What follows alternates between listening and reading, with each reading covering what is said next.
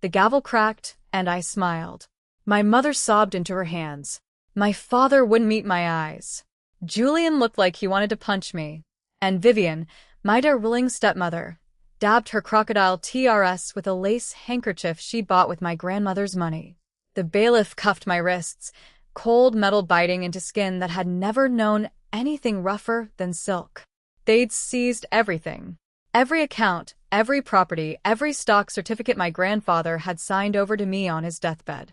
According to their airtight little case, I'd been bleeding the family dry for IRS embezzlement, fraud, breach of fiducia re-duty. The chaw ridges rolled off the prosecutor's tongue like poetry. Ms. H.A. Risen, you are hereby sentenced to 7 IRS in state prison. 7 IRS. For crimes I didn't commit. The gallery whispered, the journalists scribbled, and my family, my blood, sat in the front row and let it happen. Julian's wife patted his ARM like he'd just won the lottery. My mother's second husband, some hedge fund parazit she'd married after my father divorced her, checked his watch. My father, the man who taught me to ride a bike and read a balance sheet, STA read at his own shoes like they held the secrets of the universe. And Vivian. Vivian smiled. She didn't think I could see it from where I stood. But I saw everything. I saw her hand squeeze Julian's knee. I saw her share a quick, triumphant glance with the district attorney. I saw her mouth the words, "It's done," to someone in the back row, a man I didn't recognize, but I'd find him later. They'd all played their RTS beautifully. The prodigal daughter, greedy and reckless, stealing from her own family to fund a secret life of luxury. The evidence was manufactured, the witnesses were paid off, and the jury had been spoon-fed a narrative so tidy it practically gift-wrapped itself. But they'd missed one thing. As the bailiff led me past the gallery, past my weeping mother and my stone-faced father and my smirking brother, I stopped walking for just a second.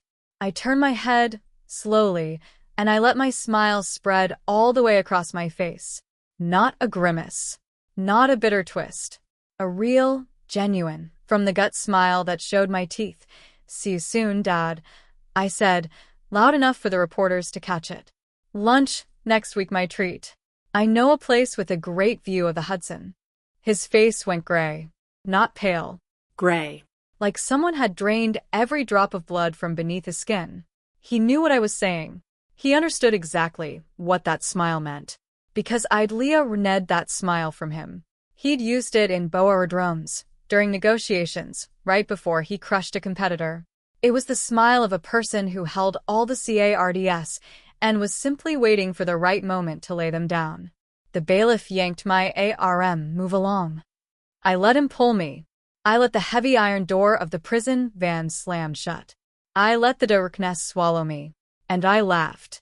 I laughed so hard the other prisoners in the van, 2 women handcuffed to opposite benches, STA read at me like I'd lost my mind. Maybe I had. Maybe that was the only sane response to being betrayed by everyone you'd ever love. "You okay, honey?" one of them asked. She had a SCAR across her eyebrow and a tattoo of a snake curling up her neck. "You hit your head or something." "I'm perfect," I said, still grinning. "I've never been better." "Crazy bitch," the other muttered. "Crazy maybe. But not stupid. Never stupid."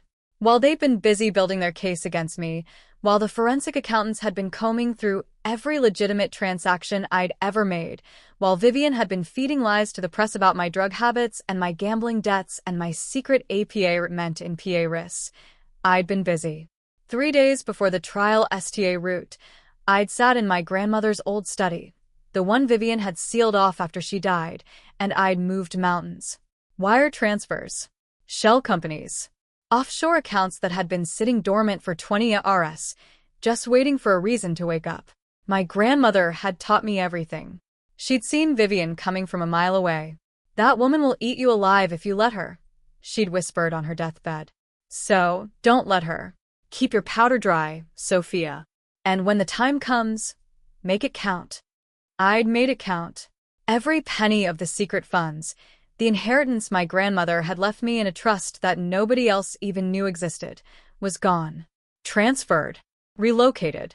buried so deep in the global financial system that not even a team of forensic accountants with a decade and a warrant could find it. Grand Cayman, Zurich, Singapore. A Wari house full of ART in a climate-controlled facility that Vivian had no idea belonged to me. And more than that, a piece of land. A worthless, weed-choked stretch of waterfront property that I'd bought for pennies 2 years ago. Vivian had been trying to acquire that land for months. She needed it for her big project, Tricor Developments, the jewel in her crown, the thing that would make her a real player instead of just my father's trophy wife. She didn't know I owned it. She thought it was abandoned, forgotten, a nuisance property that some bankrupt estate had left to rot. She was about to find out exactly how wrong she was, that the intake process was a blur. Strip sea urchins, cold showers, a uniform that smelled like bleach and despair. My cell was small, concrete, and shaw-red with a woman who introduced herself as Delia.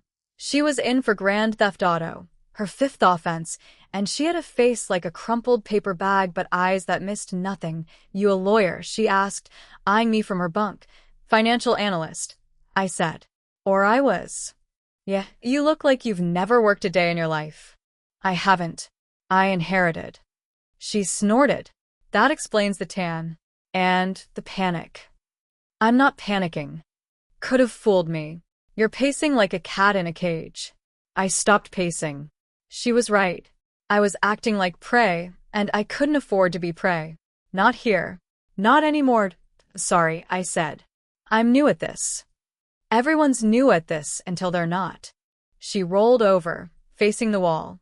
"Get some sleep. Tomorrow's worse." She was right about that, too. 6 months in that gray-walled hell. 6 months of meals that tasted like Sierra Boe Road, of guardias who looked through you like you were furniture, of the constant low hum of violence that never quite erupted but never quite faded. Delia taught me the rules. How to stand, how to speak, how to read the tiny power struggles that played out in the road. I'd thought I understood politics growing up in the H.A. Risen household. I'd had no idea. Prison was a different kind of jungle, and I was a zebra who'd wandered into the lion's den. But I survived. I kept my head down, played the role of the broken heiress, and I waited. Every week, Marga Retchen, my lawyer, came to visit. She brought newspapers, and she brought news. My father had sold my mother's Van Gogh, the one she'd fought for in the divorce. Sold it to cover some of his debts. Julian had taken my corner office. He'd already redecorated, replaced my minimalist aesthetic with something that looked like a hotel lobby. Vivian was giving interviews about moving 4-way RD and healing as a family. She was practically glowing. "Anything else?" I asked Marga Ret one day. She hesitated. "There's something odd. A real estate developer has been asking questions about that land. The waterfront parcel. The one that's been sitting vacant." My heart skipped. "What kind of questions? Who owns it? Whether it's for sale?" "They've been poking around, trying to trace the shell companies." I leaned back in my chair, trying to look unconcerned. "Let them poke. They won't find anything." Emargaretes Aisnarovet. She was Shaw-RP, that woman. She knew I was hiding something, but she also knew I was paying her in cash from an account that didn't officially exist.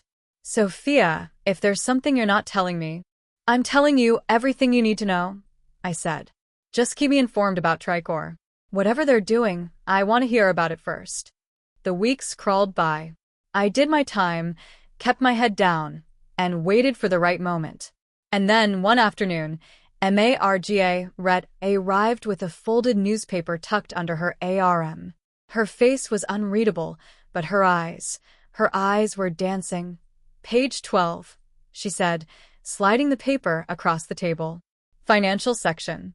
I unfolded it. The headline was small, buried beneath the latest stock reports and corporate earnings. But the words hit me like a freight train. Tricor Developments announces major land acquisition. I read the article 3 times. Vivian had bought the land. Well, not the land. She'd bought the first parcel through a shell company that I'd set up. A company that was, at that very moment, funneling the proceeds back to me. She'd paid 3 times the market value, thinking she was getting a BA regain. And she'd done it with borrowed money. I knew because I'd made sure of it. I'd leaked false information to her analysts, convinced them that a rival developer was about to swoop in. The fear of losing it had pushed her to overbid. Sophia. Margaret's voice pulled me back. What did you do? Nothing illegal, I said. Just SMART. She read at me. You're going after her. I'm going after all of them. My regiaret leaned closer. Her voice dropped to be a whisper. You know she's already trying to pin more charges on you, right? She's got the district attorney in her pocket. She's not going to stop until you're locked up for good. Let her try. I folded the newspaper carefully and tucked it into my jumpsuit pocket. I'm already locked up. She can't do worse than this. But I can do a whole lot worse to her. That was the day I stopped feeling like a victim. The day I realized that the cage I was in wasn't a cage. It was just a staging array. A place to wait, to plan, to gather my strength. Vivian thought she'd won. She thought she'd buried me so deep I'd never claw my way out. She didn't understand that I'd been clawing my whole life. Growing up in that house, watching her manipulate my father, watching her slowly poison his mind against me and my mother, I'd learned to be patient. I'd learned to wait until the perfect moment to strike. And that moment was coming the night before my release. Delia and I sat on our bunks in the dark. She was leaving tomorrow too, transferred to a minimum security facility for good behavior. We'd become something like friends over the past 6 months. Not the kind of friends who read secrets, but the kind who read a cell and knew how to keep each other alive. You got a plan, she asked. Always. That Vivian bitch, she's the one who put you in here, right? I nodded in the dark. Well, you're gonna get her, ain't you? Every last piece of her. Delia laughed, a low, raspy sound. Good. You do that. And when you're done, you come find me. I'll buy you a drink. I'll hold you to that. The door opened at dawn. A guard came in, uncuffed me from the bunk, and processed me out. The paper was cold against my skin as I walked through the last checkpoint, the folded newspaper still in my pocket. I'd read it a dozen times more in the dark, committing every detail to memory. Vivian had paid $4 million for the first parcel. $4 million. She was already over-leveraged, already bleeding cash. And she had no idea that every single dollar was about to find its way back to me. The bus dropped me at a depot on the outskirts of the city. I had a new identity in my pocket, a fresh set of clothes in a duffel bag, and a phone with only one number saved in its contacts. I called a CAR and checked into a hotel in Soho, a sleek, minimalist place that catered to people who didn't want to be noticed. I'd booked it weeks ago, under a name that had never existed before, Sophia Vance. Branding consultant. No family, no criminal record, no connection to the Risen dynasty. Just a woman with a taste for quiet luxury and a very, very long memory. The suite was perfect. Floor-to-ceiling windows, a bed that felt like a cloud, a bathtub big enough to swim in. I stood in the middle of the room and let the reality wash over me. I was out. I was free. And I was about to wreck every single person who'd put me in that cell.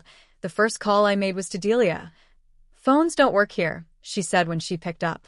You got a magic line or something like that, I said. Listen, I need you to do something for me.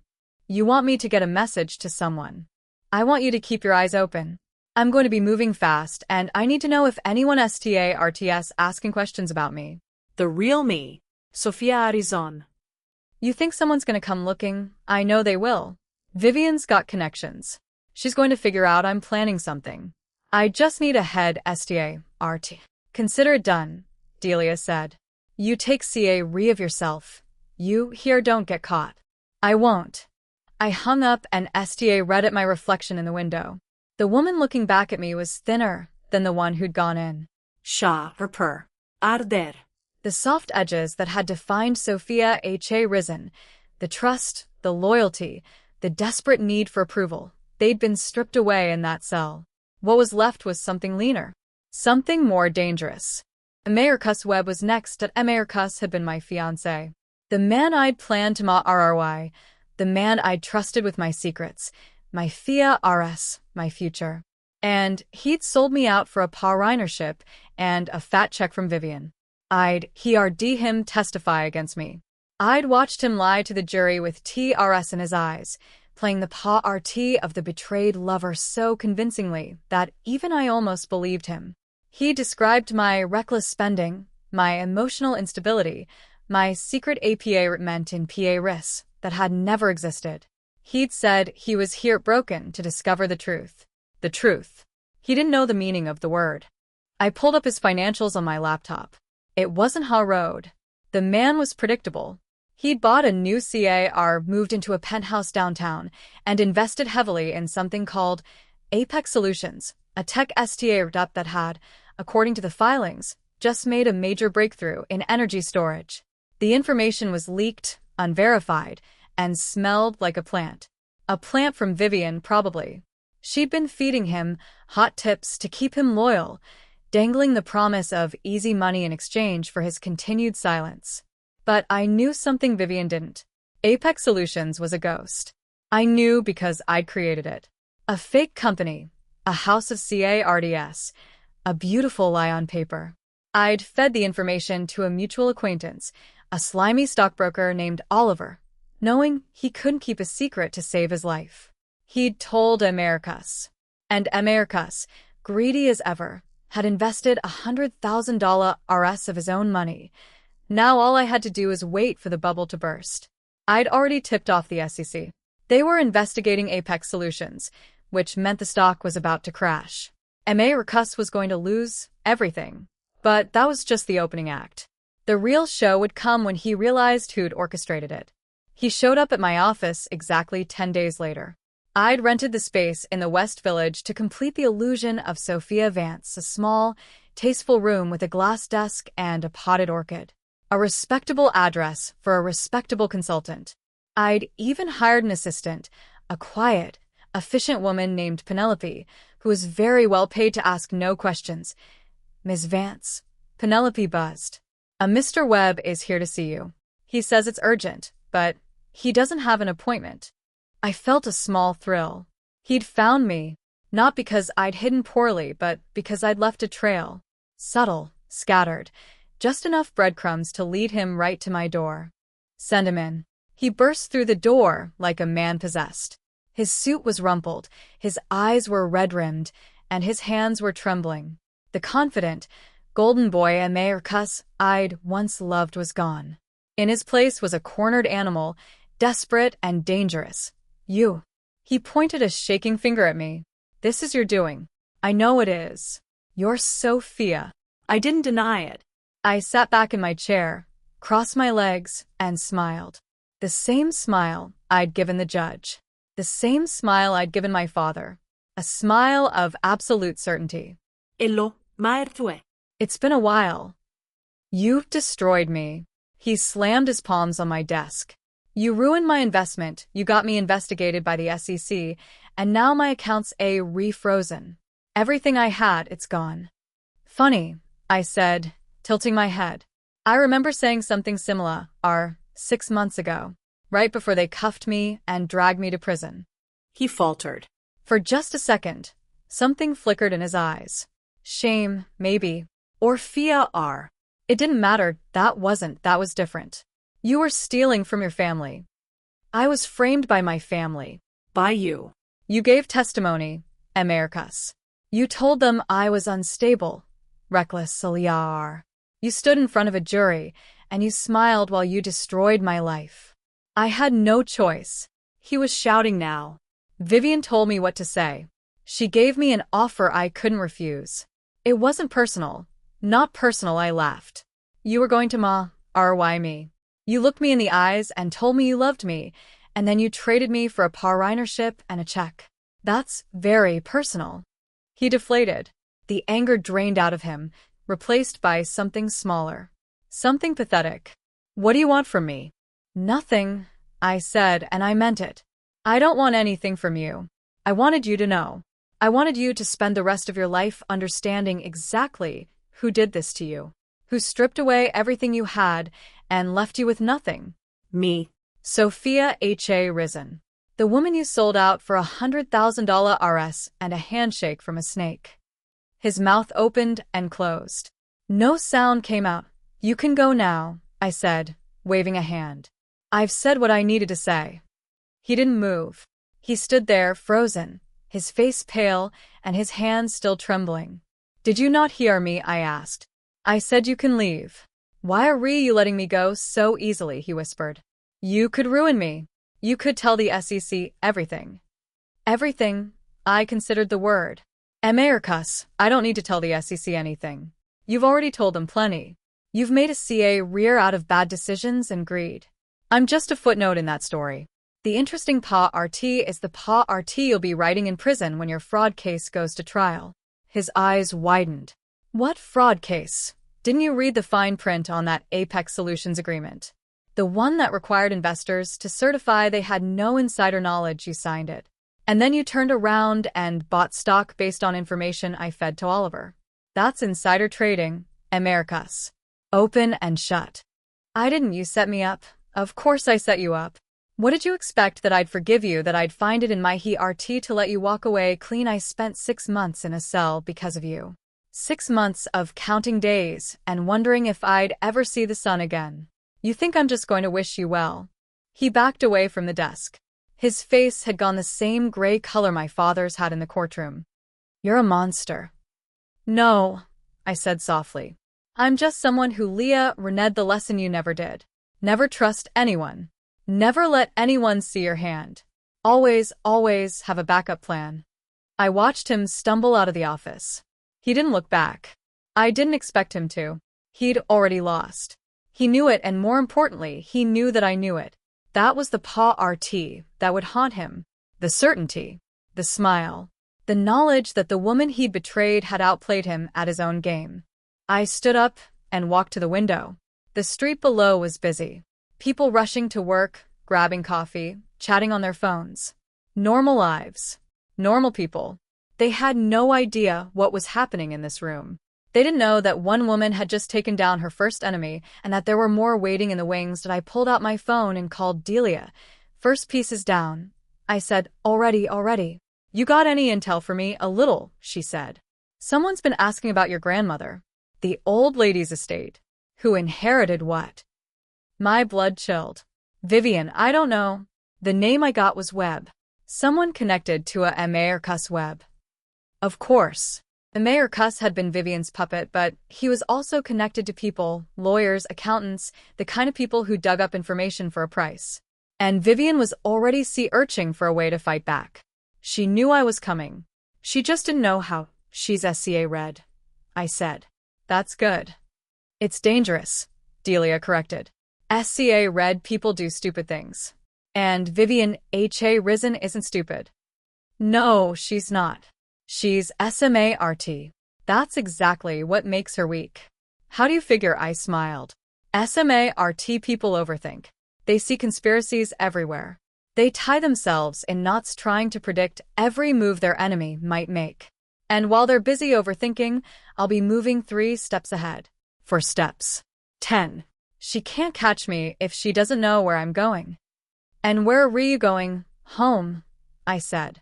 Or what's left of it. I hung up before she could ask more. There was no point explaining. The plan was simple, and it was brilliant, and nobody would see it coming. I'd already dismantled Americus. Julian was next, but my father was the final boss. The man who'd sat in that courtroom and let his daughter be dragged to prison without raising a single finger. I needed to see him, face to face. I needed to understand why. Not because I expected forgiveness. I wasn't interested in forgiveness. I just wanted to look him in the eyes and see his face when he realized what I'd done. 3 more days. I needed 3 more days to put everything in place. And then I would walk into his house as his loving daughter, and I'd watch him squirm. I pulled out my laptop and STA route typing. The shell companies were all in order. The transfers were complete. The land deal was already in motion. And Julian's new venture fund, the one he was so proud of, the one that had been financed with the very same money Vivian had used to buy my silence, it was about to implode. The second domino was ready to fall. I worked through the night. The city glittered outside my window, lights and traffic and thousands of lives intersecting in the dark. And somewhere out there, Vivian H.A. Risen was lying awake in her penthouse, wondering what I was planning. Good. Let her wonder. Let her twist in the sheets. Tormented by the ghost she thought she'd buried. I was done being the ghost. I was done haunting the shadows. Tomorrow, I was going to step into the light, and everyone who'd cross me was going to see exactly what I'd become. The sun rose over Manhattan. My fingers were stiff from typing, my eyes were dry, but I felt more alive than I had in years. I stood up, stretched, and walked to the window. The city was waking up. People were filing into offices, hailing cabs, buying coffee. Normal lives. Normal people. Not me. I was something else now. Something Vivian had created with her own greed and cruelty.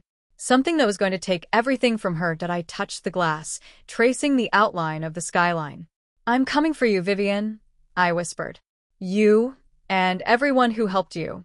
And when I'm done, you're going to wish you'd just let me live my life." Americus Webb walked into my life like a hurricane and left like a drowned rat. That was the beauty of the whole thing, really. He'd spent 6 months believing he was the SMART1, the one who'd played me like a fiddle and walked away with a fat check from Vivian. He'd convinced himself that I was too weak, too naive, too busy crying into my champagne to see what was happening right under my nose. And maybe that version of me had existed once. But that woman died in the prison van. What crawled out of the wreckage was someone who didn't cry into her champagne anymore. She drank it while she watched her enemies burn. The morning after Americus left my office, I woke up in the Soho Hotel with a smile on my face. Not the polite, "I'm at a corporate luncheon" smile. The real one. The one that made people uneasy because they couldn't tell if I was about to kiss them or cut them. I ordered room service, ate eggs Benedict in bed while scrolling through the news, and felt the sweet satisfaction of a plan coming together. The headlines were already rooting to turn. SEC investigation widens. Americus Webb named an insider trading probe. The article was CA refuel not to accuse him outright, but it didn't need to. The implication was enough. His name was now linked to a federal investigation. His reputation, already shaky from his association with the H.A. Risen family drama, was circling the drain.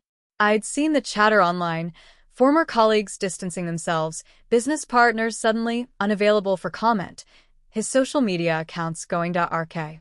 The golden boy was tarnished, and he was only going to get shinier as the weeks went on. I tossed my phone aside and took a long sip of coffee. 1 down, 3 to go. Julian was next, but I couldn't rush it. He was arrogant, sure. Greedy, absolutely. But he was also Vivian's son, which meant he had a survival instinct that Americus lacked. He'd grown up watching his mother manipulate people out of their fortunes. He'd Leah Rened from the best. If I came at him too directly, he'd see it coming. He'd circle the wagons and make himself harder to reach. I needed to be subtle. I needed him to think he was winning right up until the moment I pulled the rug out from under him. I had a dossier on Julian that would make a divorce lawyer weep with envy. Text messages, bank records, a string of bad investments that he'd tried to hide from my father. But the real prize was his new venture fund. He'd been bragging about it for months, calling it his legacy, his first independent play. He'd raised money from my father's old contacts, leveraged the family name, and poured everything into a series of high-risk tech startups that were burning through capital like kindling. It was a house of cards, and I had a very large fan. My phone buzzed. "Delia, got something for you," she said, her voice low and rough. "That land you're selling Vivian's people getting nervous. They're poking around the shell companies, trying to find the owner." "Let them poke," I said. "They won't find anything." "Maybe not. But they're also talking to your mother." I sat up straighter. "My mother? Why, she's been asking about you. Wants to know where you are, what you're doing. She called Julian's office yesterday, and Julian told her to mind her own business. But she's persistent. I got a cousin who works in his building. He'd the whole thing." I felt something twist in my chest. My mother and I had never been close. Not the way I'd wanted us to be. She'd been too busy with her new husband, her new life, her new everything. But she was still my mother. And if Vivian was using her as leverage, That was a line I hadn't expected her to cross. Tell your cousin to keep listening, I said. I need to know everything. Cost you another 50. Done. I hung up and STA read at the ceiling. My mother. Of course Vivian would go after her. My mother was the weak link, the one who'd always been easier to manipulate. She'd believed Vivian's lies about me, or at least she'd pretended to. She'd sat in that courtroom and watched me get dragged away, and she'd done nothing except cry into her handkerchief. I'd spent 6 months stewing over that betrayal. But now, hearing that she was asking questions, I felt something I hadn't expected. Not forgiveness. Not even understanding. Just tiredness. I was so tired of being angry at everyone. But I couldn't afford to be tired. Not yet. I had work to do. The land deal was progressing beautifully. I'd set up 3 separate shell companies, each one selling a piece of the waterfront parcel to Vivian at an increasingly inflated price. She'd bought the first piece for $4 million. The second piece, via a different intermediary, would cost her $6 million. And the third, the final piece, the one she absolutely needed to complete her development, would cost her $10 million total, for land I'd bought for less than $100,000. The contracts were airtight. The transfers were already in motion. And every single dollar was coming back to me. I smiled at the screen. Vivian H.A. Risen, the great real estate mogul, the woman who'd built an empire on lies and manipulation, was about to overpay by $19.9 million RS. And she wouldn't even know it until it was too late. The legal fees alone would drain her. The construction delays, the bank penalties, the hit to her credit rating. It was going to be a catastrophe. A beautiful, meticulously planned catastrophe. But I couldn't get complacent. Vivian wasn't Americas. She was SMA ruder, more experienced, and she had an array of lawyers at her disposal. She'd already STA route digging into my grandmother's estate, looking for loose ends. She knew I was behind the land sale, even if she couldn't prove it yet. And she knew I was coming for her. The only question was how fast she could move to stop me. I needed a distraction. Something big enough to keep her busy while I tightened the noose. And I knew exactly what it was. The Tricor project was Vivian's baby. She talked about it for RS, pitched it to investors, staked her reputation on it. It was going to be the crown jewel of her career, the thing that would finally make her a billionaire in her own right. And it was about to hit a very serious snag. The environmental impact assessment, the one she'd paid a friendly consultant to write, was about to be challenged. I'd tipped off an environmental watchdog group, given them all the data they needed to file an injunction. The construction timeline would be delayed by months. The investors would START to panic. And Vivian would be so busy putting out fires that she wouldn't have time to chase ghosts. I made the call from a burner phone, my voice disguised. The woman on the other end was cautious, suspicious, but I'd given her enough details to make her believe. She promised to START working on the injunction immediately. Just keep it quiet, she said. If anyone finds out I was tipped off, my career is over. Your career will be fine, I said. Mine's already over. I hung up and felt the familiar surge of satisfaction. It was working. Everything was working. The pieces were falling into place, one by one. And somewhere across town, Vivian was probably pacing her penthouse, wondering why her perfect life was suddenly sprouting cracks. But I couldn't rest. The chessboard was still full of pieces, and I had to keep moving. The next move was Julian's venture fund. I'd been tracking his investments for weeks, waiting for the perfect moment to strike. The fund was built on a foundation of shaky startups, but one of them, a biotech company called Neuralink, was his crown jewel. He'd poured millions into it, convinced it was the next big thing. And he wasn't wrong. Neuralink had actually developed something promising. A drug that could slow the progression of Alzheimer's.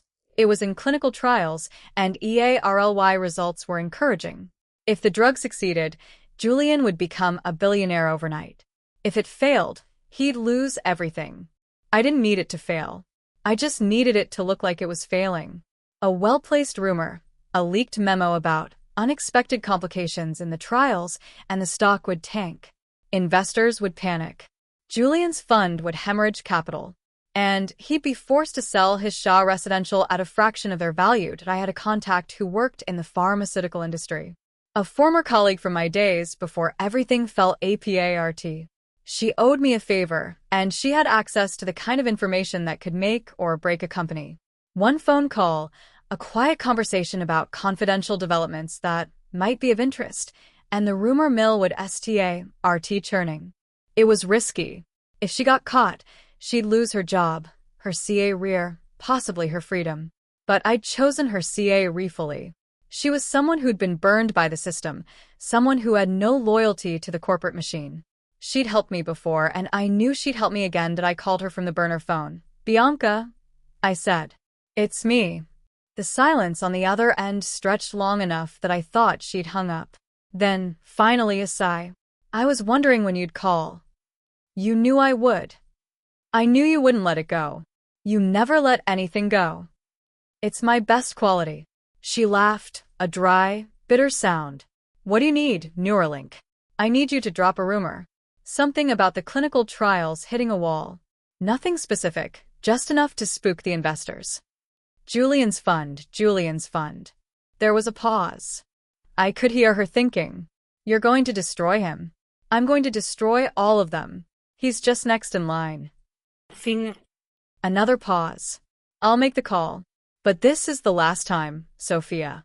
After this, we're even." "Even," I agreed. "Thank you." I hung up and read at the phone. The pieces were moving.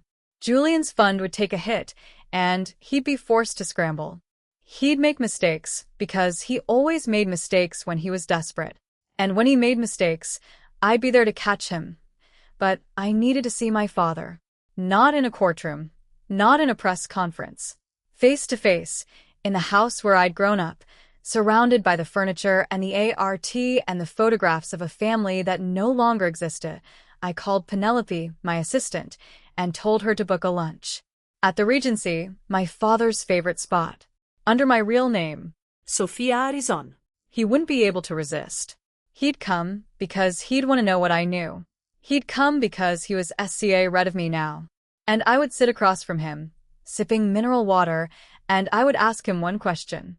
The question that had been burning in my chest for 6 months. Why did he let them do it? The lunch was set for noon. I arrived early, wearing a simple navy dress that made me look like a lawyer on her day off. No jewelry, no makeup except for a swipe of lipstick. I wanted him to see me clear, RLY. No distractions. Just his daughter, the one he'd abandoned. He walked in at 12:15. Late, but not too late. He was wearing a bespoke suit that hung on him a little looser than it used to. The weight he'd lost showed in his face, the hollows under his cheekbones, the circles beneath his eyes. He looked old. He looked tired. He looked like a man who hadn't slept well in 6 months. "Sophia." He stopped a few feet from the table, like he wasn't sure if he was allowed to sit down. "Dad." I gestured to the chair across from me. "Please." He sat. The waiter read, and we ordered. Mineral water for me, scotch for him. It was 12:15 on a Tuesday. I filed that detail away. "Do you look good?" he said, his voice uncertain. "You look healthy." "I am healthy," I said. Prison wasn't great for my skin, but it did wonders for my focus. He winced. "Sophia, I want you to know. I know what you want me to know. You want me to know you were powerless. That Vivian had you wrapped around her finger. That you had no choice. That you're sorry." His jaw tightened. "It's not that simple. It never is. I did what I thought was best for the family." "Which family, yours and Vivian's, or the one you left behind?" The waiter brought our drinks. I took a sip of water, watching him over the rim of the glass. He didn't touch his scotch.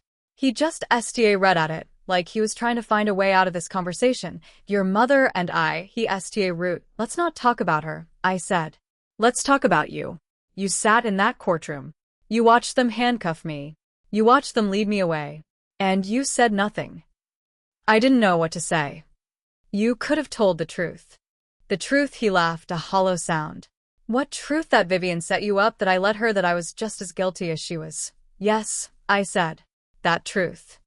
He looked at me, and for the first time, I saw something other than guilt in his eyes. I saw fear are genuine, gut-level fear are of meat. Vivian didn't set you up alone, he said. The BOA RD, the accountants, the lawyers, they all wanted you gone. You were too independent, Sophia. You didn't play the game. You didn't bow to the old Guarod. They saw you as a threat, and they wanted you out of the way. Then why didn't they just fire me? Why did they have to destroy me? Because they were afraid of you. Because you knew too much. Because if you'd stayed, you would have taken over. And they couldn't have that. Who's they? He took a long drink of his scotch. The BOA Road. The investors. Julian. Vivian. Me. The word hit me like a slap. You. Not because I wanted to, he said quickly. Because I had to. The company was in trouble. We were bleeding money. And the only way to save it was to consolidate power. You were a liability, Sophia. Not because of anything you'd done, but because of who you were.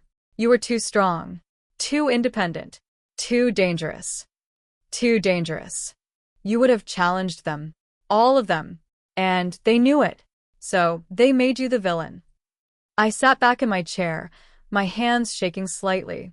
I'd expected him to deny it, to blame Vivian, to make excuses. I hadn't expected him to admit it so plainly, to lay it out in front of me like a confession. And you let them, I said. You let them destroy me because I was too strong. I had to protect Julian. No, you didn't. Julian is Vivian's son, not yours. And you knew that. You've always known that. You chose him over me because he was easier, because he was weak, because you could control him. And you couldn't control me. He didn't deny it. He just read at his scotch, his knuckles white around the glass. Did you love me at all? I asked. The question came out softer than I'd intended. Almost pleading. I loved you more than anything, he said. That's why it had to be you. It was the strangest thing I'd ever heroed. And the saddest. He'd loved me so much that he'd let them destroy me. He'd loved me so much that he'd stood by and watched as they tore me apart. It wasn't an excuse. It was a confession. I stood up. The chair scraped against the floor, and a few heads turned our way. I didn't see a re. I'm going to dismantle everything you built, I said. Every deal, every account, every partnership. I'm going to strip it away piece by piece until there's nothing left. And then I'm going to watch you try to explain to the world what happened. He opened his mouth, closed it, opened it again. Sophia, please, don't beg, I said. You taught me never to beg. And I've reneged my lessons well. I walked out of the restaurant and didn't look back. My hands were still shaking, but I forced myself to keep walking, to keep moving, to keep planning. The conversation had given me something I hadn't expected. CLA, righty. I knew exactly what I was up against now. It wasn't just Vivian. It wasn't just Julian. It was the whole machine. The BOA RD, the investors, the lawyers. They'd all been in on it. They'd all wanted me gone. And that meant I had to destroy all of them. The next few weeks were a blur of phone calls and meetings. I moved into a small apartment in Tribeca, FAR from the Soho Hotel's prying eyes. I stopped using my real name for anything, even the fake one. I became a ghost, a whisper, a woman who existed only in the gaps between transactions. The land deal was almost complete. The third and final parcel was set to close in 2 weeks. Vivian's lawyers were still trying to trace the shell companies, but they kept hitting dead ends. I'd built a maze so complex that even the best forensic accountants couldn't find their way through. They were chasing shadows, and I was collecting their money. Julian's venture fund was in free fall. The rumor about Neuralink's clinical trials had done its job. Investors were pulling out, stocks were tanking, and Julian was scrambling to save his reputation. He'd called my father, begging for a bailout. My father had refused. I had to smile at that. Even he knew the ship was sinking, but the real victory came from an unexpected source. Penelope, my quiet, efficient assistant, had been doing some digging of her own. She'd found a loose thread in Vivian's past that I'd missed. A name. A man named Paul Kowalski. He'd been Vivian's business partner in the EARLY days, before she'd married my father. They'd been investigated for fraud together, but the charges had been dropped. No one had ever found out why. I called my contact at the SEC, the one who'd leaked the insider trading investigation to the press. I told them to look into Paul Kowalski. Very quietly, very CA-refully. I didn't need a conviction. I just needed enough dirt to make Vivian's life difficult. A week later, the story broke. SEC opens inquiry into former business PA runner of Vivian H.A. Risen. The headline wasn't huge, but it was enough. Enough to make her panic. Enough to distract her from the land deal. Enough to give me the time I needed. I sat in my appartement, watching the news coverage on my laptop. Vivian was giving a press conference, her face pale, her voice strained. She was denying everything, of course. Blaming the media, the liberal agenda, the vultures who wanted to tear down successful women. It was a familiar performance. But I could see the cracks. The slight tremor in her hands. The way her eyes route to the exit. She was SCA red. And SCA red people made mistakes that I picked up my phone and called Delia. Phase 2 is complete, I said. Vivian is scrambling. Good, Delia said. But I got something you might not like. What, your mother? She's been asking questions. Not about you, about your grandmother. About the trust. About who inherited what. My blood went cold. She's working with Vivian, looks like it. Or Vivian's working through her. H.A. road to tell. Either way, your mother is digging, and she's getting close. I closed my eyes. My mother. Of all the people I'd expected to betray me, she wasn't at the top of the list. But maybe she'd never been on my side at all. Maybe she'd always been just another piece on Vivian's chessboard. What do? I asked. Move fast, Delia said. Before she finds something she shouldn't. I'm already moving. I hung up an STA read at the wall. The pieces were all in motion. Americus was ruined, Julian was bleeding, Vivian was panicking. But the game wasn't over. It was just getting STA root. And somewhere in the background, my mother was working against me that I didn't know why. Maybe she didn't either. Maybe Vivian had convinced her that I was dangerous, that I was planning something terrible. Or maybe she just wanted to protect herself. Self-preservation was a powerful instinct. I understood it better than most. But I couldn't stop now. Not when I was so close. Not when everything I'd fought for was finally within reach. I pulled up the final contracts for the land deal. The third parcel was set to close in 10 days. After that, Vivian would be out $20 million RS, and I would be $20 million RS richer. But that wasn't the end. That was just the beginning, that the real climax was still ahead. The moment when I'd walk into Vivian's penthouse, sit across from her, and watch her face as she realized exactly what I'd done. It wasn't about the money.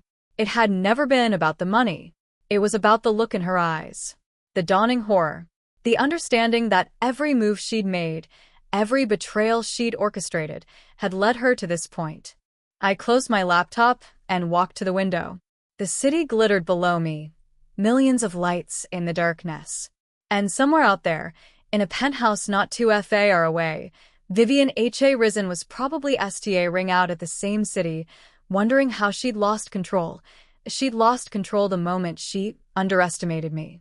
The moment she thought she could destroy me and walk away clean. The moment she forgot that Sophia H.A. Risen was not a victim. She was a survivor. And survivors always get the last laugh. I smiled. The same smile from the courtroom. The same smile from the restaurant. The smile of a woman who knew exactly what she was doing. I'm coming for you, Vivian, I whispered. And this time, there's no prison to hide in.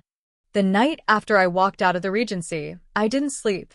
I lay in my Tribeca apartment, STA ring at the ceiling, replaying every word my father had said. He'd admitted it. He'd actually admitted it. Not with remorse, not with the kind of gut-wrenching apology I'd been waiting for. He'd admitted it like it was a business decision. Like I was a line item on a balance sheet that needed to be written off, that I got out of bed at 3 a.m. and made coffee.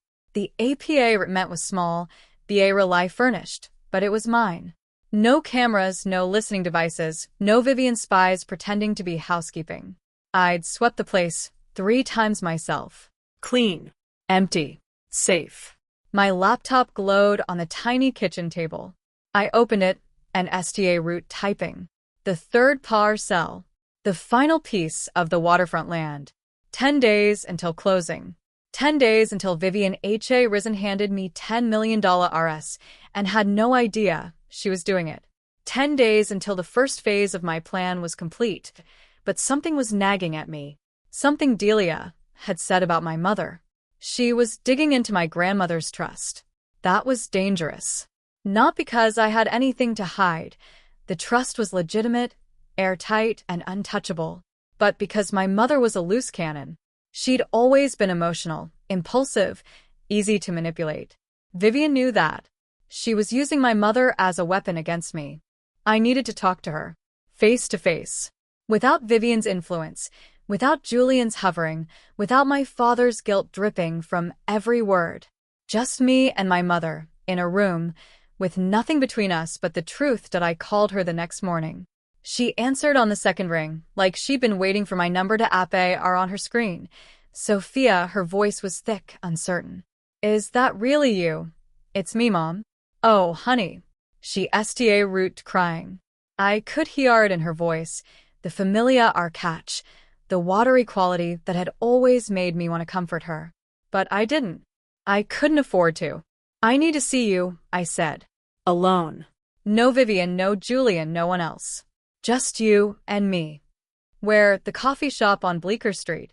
The one we used to go to when I was in high school. Tomorrow at 10. Tomorrow at 10.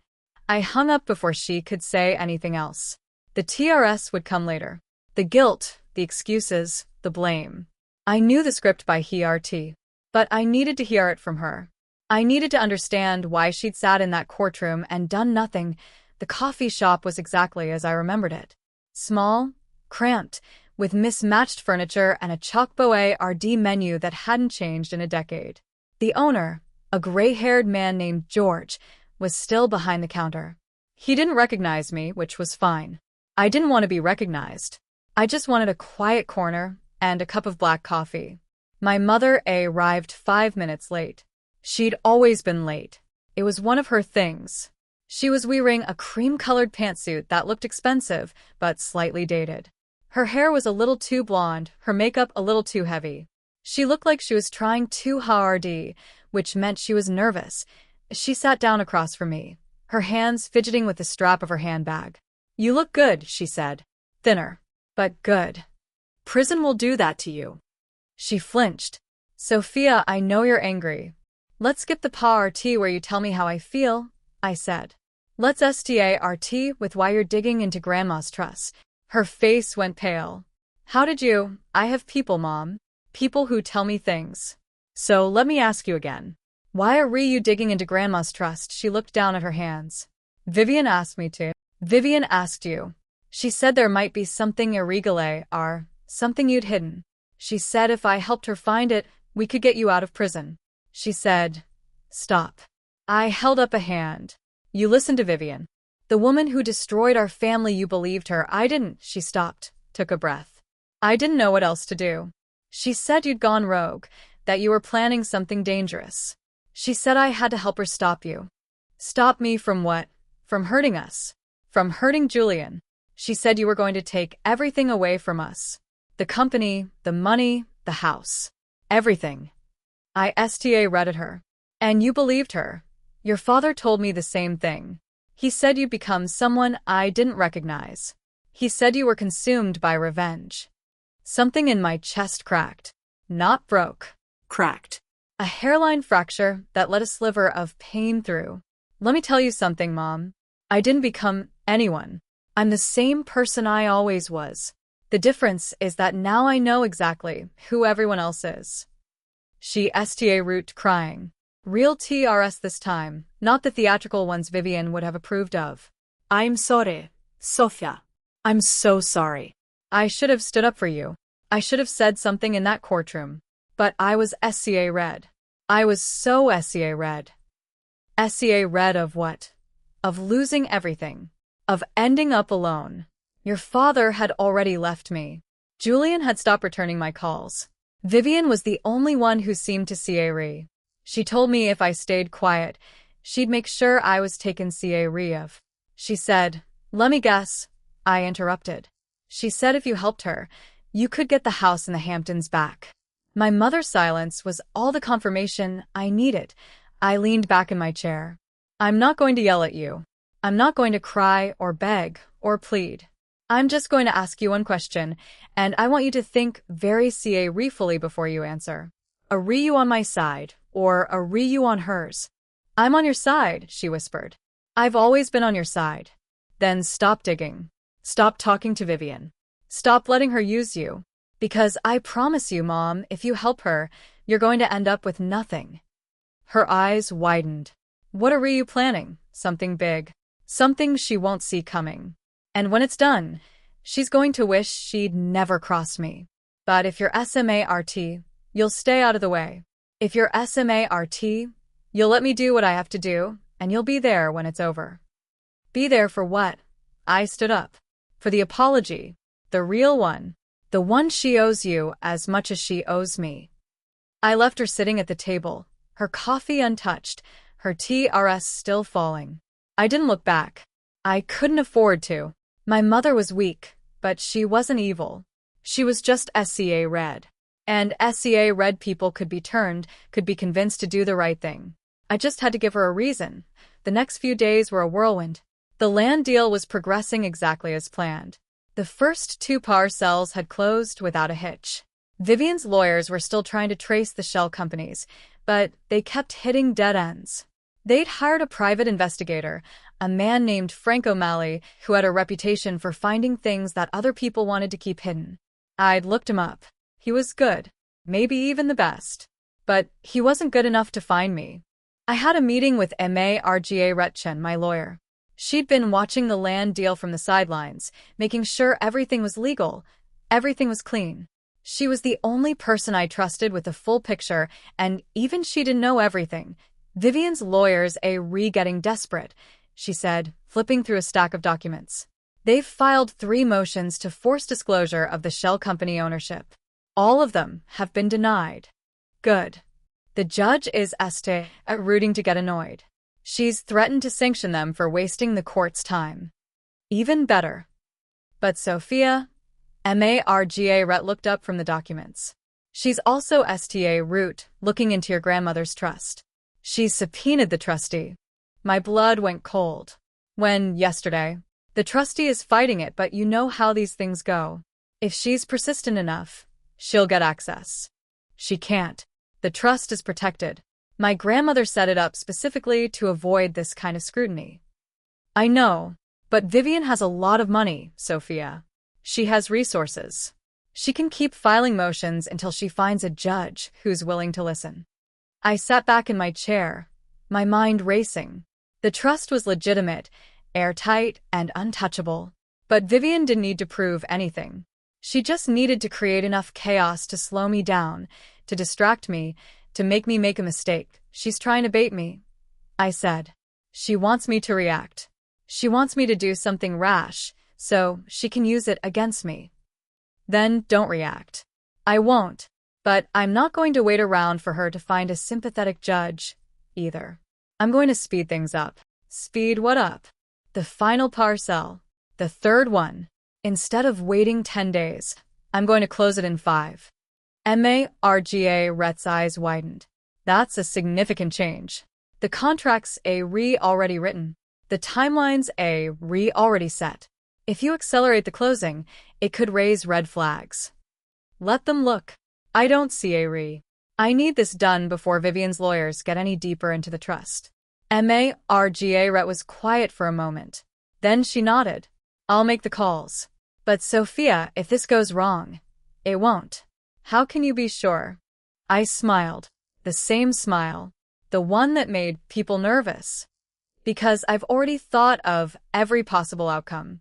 And I'm ready for all of them. The closing was set for 5 days later. I spent the time preparing, tightening the screws on Julian's venture fund, keeping the pressure on Vivian's environmental assessment. The news about Neuralink's clinical trials had made the front page of the financial section. Alzheimer's drug trial hit snag. Neuralink stock plummets. The headline was exactly what I'd wanted. Julian's fund was hemorrhaging capital. He'd called my father 3 times, begging for a bailout. My father had refused each time. The ship was sinking, and Julian was going down with it. But Vivian wasn't the kind of woman to sit back and watch her son be destroyed. She was fighting back. I'd heard through my network that she'd hired a crisis PR team, a fancy firm that specialized in reputation management. They were trying to spin the story, to make it look like Neuralink's troubles were temporary, overblown. They were doing a decent job. The stock had even stabilized a little. But it was too little, too late. The damage was done. Julian's investors were spooked, and they weren't coming back. I was in my apartment, reviewing the final documents for the land closing, when my phone buzzed. Delia, got a problem, she said. What kind of problem, your mother? She went to see Vivian today. My stomach dropped. What happened? She came out looking like she'd been crying. Vivian's people were with her, walking her to her car. They looked pretty pleased with themselves. I closed my eyes. My mother. I'd warned her. I'd told her to stay out of it. But she was weak. She'd always been weak. And Vivian knew exactly how to exploit that. Any idea what they talked about? No. But I've got a guy who can get into Vivian's office. He's a cleaner. He works the night shift. For a price, he can get me access to her calendar, her emails, her trash. How much? 500. Done. But I want it today. I need to know what she said to my mother. The information came through that evening. My mother had met with Vivian for exactly 47 minutes. The cleaning guy had found notes on Vivian's desk. Scriptburn handwritten, basely legible. But what he'd managed to read made my blood freeze. Sophia's mother, weak link, promised her the Hamptons house if she can get the trust documents. Told her to play along, pretend to be on Sophia's side. Said she'd make her rich if she betrayed her daughter. I read the note 3 times. My mother, the woman who'd just cried in front of me, who'd told me she was on my side. She'd been lying. She'd been planning to betray me from the very beginning. Play along. I whispered to myself. Pretend to be on my side. It was a brilliant move. Vivian had figured out that I'd been watching, that I'd been listening. So she turned my own mother into a double agent.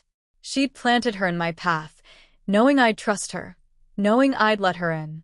And if I told my mother anything at all, it would have gone straight back to Vivian. I sat in the arcade for a long time. The city lights flickered outside my window, 1,000 tiny flames in the night. I'd been so careful, so meticulous. But I'd made one mistake. I'd trusted my mother. I couldn't afford to make that mistake again. The next morning, I called my mother. She answered on the first ring. Sophia, are you okay? I've been so worried.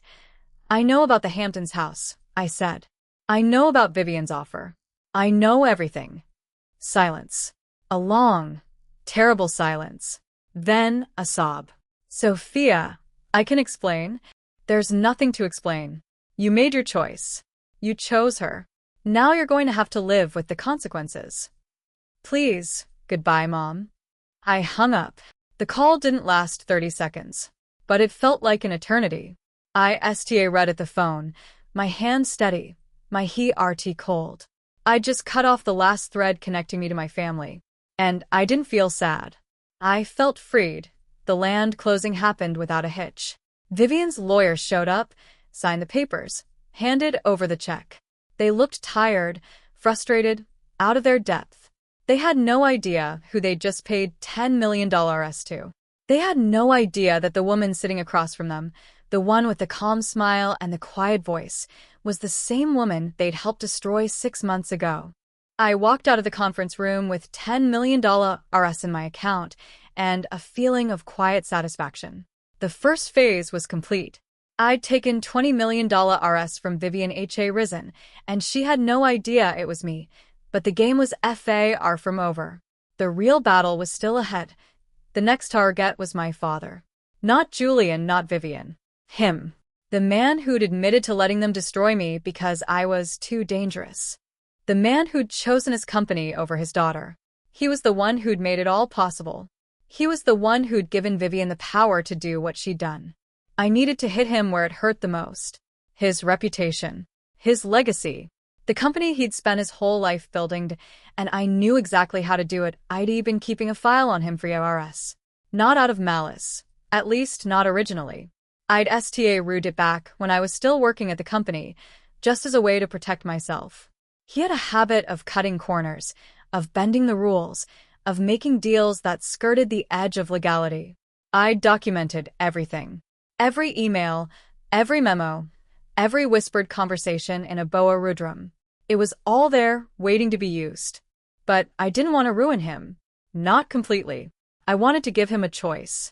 A chance to do the right thing for once in his life. I called him the next day. "Sophia," he said, his voice squarried. "I wasn't expecting to hear from you. I know. I'm calling because I want to give you a choice." "A choice? I have a file on you. Emails, memos, documentation of every deal you made that was even slightly questionable. If I release it, you'll be ruined. The BOA RD will force you out. The investors will sue you. You'll lose everything."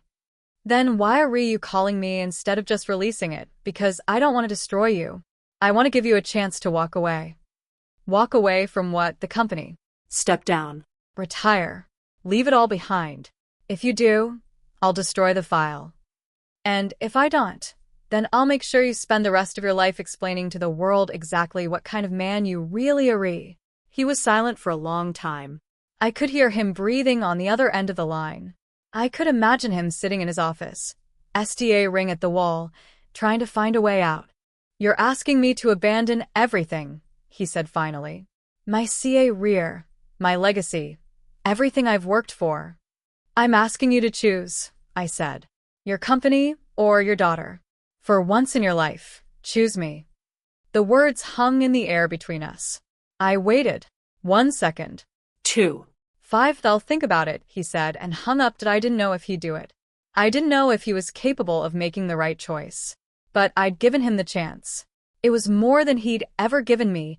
The days that followed were tense. I watched the news, scoured the financial pages, waited for the company to announce my father's retirement. But there was nothing. No announcements, no rumors, no hints that anything had changed. I was sitting in my apartment, ring in my laptop, when my phone buzzed. A text from Delia. "Your father is coming to see you. He's in a ETA 10 minutes. I froze. My father, coming to see me. He'd never come to see me before. Not in the months since I'd gotten out of prison. Not in the days since I'd given him the choice. I stood up, walked to the window, and looked down at the street. A black sedan was pulling up to the curb. The door opened and my father stepped out. He was wearing a suit, but it was rumpled, like he'd been wearing it for days. His face was pale, his hair disheveled. He looked like a man who'd been through a war. I buzzed him up. He walked into my apartment, looked around at the spa RSE furnishings, the BA walls, the single window. He didn't say anything. He just stood there, his hand in his pockets, ring at the floor. "I'm not going to retire," he said. I wasn't surprised. I'd known, somehow, that he wouldn't. He was too proud, too stubborn, too afraid of losing what he'd built. "I see," I said, "but I'm not going to fight you either. I'm done fighting you, Sophia. I've been fighting you your whole life, and I'm tired. I'm so tired." I felt something shift in my chest. Not forgiveness, but something close. Maybe understanding. "What are you going to do?" I asked. "I'm going to step down. Not retire, but step back. I'll stay on as chairman, but I'll give up day-to-day control. Julian and Vivian can run the company. I'm done. And the file. Destroy it. It's over. I don't see anymore." I didn't believe him. Not completely. But I saw something in his eyes that I hadn't seen before. Defeat. Genuine, bone-deep defeat. He'd given up. Not because he wanted to. Because he had no other choice. I walked over to my laptop, opened the file, and deleted it. He watched me do it, his face unreadable. "It's done," I said. He nodded, turned, and walked out of my apartment. He didn't say goodbye. He didn't look back. He just walked away, and I let him. I stood by the window and watched him get into the black sedan. The car pulled away, ring into the traffic. And for the first time in months, I didn't feel angry. I didn't feel sad. I just felt empty. If the game wasn't over. There were still pieces on the Boa Road. Vivian, Julian, the Boa RD, the investors. They were all still there, waiting for me. But I'd made one thing clear. I wasn't going to stop until they were all gone. The next phase was Julian. But I was no longer in a rush. I had time. I had resources. And I had patience. The Chesboa RD was full of pieces. And I was ready to take them all. The morning after my father walked out of my apartment, I woke up feeling something I hadn't felt in years. Not anger. Not hunger for revenge. Just a cold, quiet CLA righty. The kind that comes when you finally stop caring about the people who hurt you and sta root focusing on what comes next. My father had stepped back. Not because he wanted to, but because he had no choice. And that was enough. For now. I made coffee, opened my laptop, and sta read at the screen. The Chesboa RD was still full of pieces. Vivian was still out there, still rich, still connected. Julian was still running his sinking fund, still pretending everything was fine. The Boa RD was still circling, waiting to see which way the wind would blow. They were all waiting for me to make a move. And I was going to give them one they'd never see coming. But first, I needed to tie up a loose end. Americus Webb. Americus had been quiet since I destroyed his investment. Too quiet. I'd expected him to come crawling back, begging for mercy, offering to sell out Vivian in exchange for a second chance. But he hadn't. He'd gone underground, read into the shadows of his own ruined life. That was dangerous. A desperate man with nothing to lose was a wild CA road. And I didn't like wild CARDS. I called Delia. I need you to find Americus. Find him. I thought you were done with him. I was. But he's been too quiet. I need to know what he's doing. Cost you another 200. Done. Delia's network was impressive. Within 24 hours, she had a location. Americus was staying in a cheap motel on the outskirts of the city. He'd been there for 3 weeks, living on takeout and whiskey. B.A. Rely leaving his room. He'd lost his job. His APA meant his girlfriend. The golden boy was a ghost. I drove out to the motel the next afternoon. It was a sad place, the kind of place where people went to hide from their lives. The parking lot was cracked, the neon sign flickered, and the air smelled like stale cigarettes and regret. I found his room at the end of the building, knocked on the door, and waited. Sophia. He looked like he hadn't slept in days. His eyes were red, his clothes were rumpled, and his hands were trembling. What are you doing here? I came to see if you were still alive. Bali. He stepped back, letting me into the room. It was a disaster. Empty bottles, fast food wrappers, clothes everywhere. He sat down on the edge of the bed, his head in his hands. You won. You destroyed me. Was that not enough for you? It's never enough, I said. You should know that by now. Then why are you here? Because I need to know if you're going to cause me any more problems. He laughed, a bitter, broken sound. Problems I can't even get out of bed in the morning. What kind of problems could I possibly cause you? The kind where you decide to sell me out to Vivian in exchange for a second chance. I already sold you out once. What makes you think I'd do it again? Because you're desperate. And desperate people do desperate things. He looked up at me, and for a moment, I saw something flicker in his eyes. Not anger. Not resentment. Something closer to relief. You're right. I was thinking about it. I was thinking about calling her, offering to tell her everything I know about you in exchange for a little money. But then I realized, I don't know anything about you. Not really. You've been playing me from the beginning. Yes, I said. I have. I don't even know who you are anymore. The woman I was engaged to, she was soft, trusting, naive. You're nothing like her. She's dead, I said. She died in prison. We were quiet for a moment. The neon sign flickered outside, casting a sickly yellow glow through the blinds. Are you here to kill me? He asked. His voice was flat, like he didn't really see what the answer was. Don't be dramatic. I'm not going to kill you. I'm going to give you a choice. Another choice. You love choices, don't you? Giving people impossible decisions and watching them twist in the wind. I love watching people who wronged me get what they deserve. There's a difference. He read at me. What's the choice? Leave, I said. Go somewhere far away. Start over. Forget about the Risen family, forget about Vivian, forget about everything. I'll give you enough money to disappear, and you'll never hear from me again. And if I refuse, then I'll make sure you spend the next 10 years in federal prison for insider trading. I have enough evidence to sink you, Americas. Not just the Apex deal, everything. Every shady trade, every backroom conversation, every corner you cut. I've been saving it for a rainy day. And it's raining. He was silent for a long time. The weight of what I'd just said settled over him like a blanket. He read at his hands, his face pale. You'd really do that to me? I'd really do that to you. He nodded slowly. Okay. I'll go. I'll disappear. Just give me the money. I pulled an envelope out of my pocket and tossed it onto the bed. It's enough to get you route. Buy a ticket, change your name, find somewhere quiet. And Americas, yeah, if you ever come back, if you ever try to contact Vivian or my family or anyone else, I will destroy you. Not financially. Completely. Understood. Understood. I walked out of the motel and got into my car. The sun was setting, painting the sky in shades of orange and pink. I sat there for a moment, watching the motel's flickering sign, and felt something I hadn't expected. Not satisfaction. Not relief. Just a quiet sense of closure. Another piece had been removed from the Boa Road, but the game was far from over. The next phase was Julian. His venture fund was hemorrhaging capital.